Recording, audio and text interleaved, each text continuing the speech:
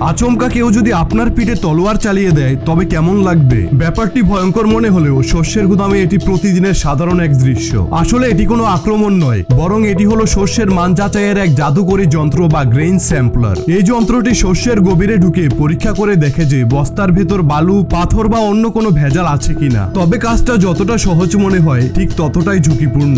লক্ষ্য যদি একটু এদিক সেদিক হয় তবে বস্তার বদলে কুলির পিঠের 12টা বেজে যাবে। মাটির অন্তঃপুরে গোপন রহস্য খুঁজতে সেখানে শক্তিশালী পেশিবহুল কর্মীরা বিশালাকার স্যাম্পলার পাইপ মাটির গভীরে ঢুকিয়ে দেয়। এক ঝটকায় পাইপটি উপরে তুললেই বেরিয়ে আসে কয়েক ফুট নিচে স্তরে থাকা মাটির সব গোপন তথ্য। শুধু ডাঙায় নয়, পানির দানবদের বেলাতেও এই পদ্ধতি বেশ কার্যকর। একটি বিশালাকার মাছের পেটে বিশেষ নিডল ঢুকিয়ে দেখা হয় ডিমের পরিপক্কতা। এই এক চিমটি ডিম দেখেই সিদ্ধান্ত নেওয়া হয় মাছটি কাটার জন্য উপযুক্ত কিনা। মাছের শরীর একটুও নষ্ট না করে চিকন পাইপ দিয়ে এক টুকরো মাংস বের করে আনা হয়। মাংসের রং আর তেলের পরিমাণ দেখেই বিশেষজ্ঞগণ নিমিষে স্থির করেন সেই মাছের আকাশচুম্বী মূল্য।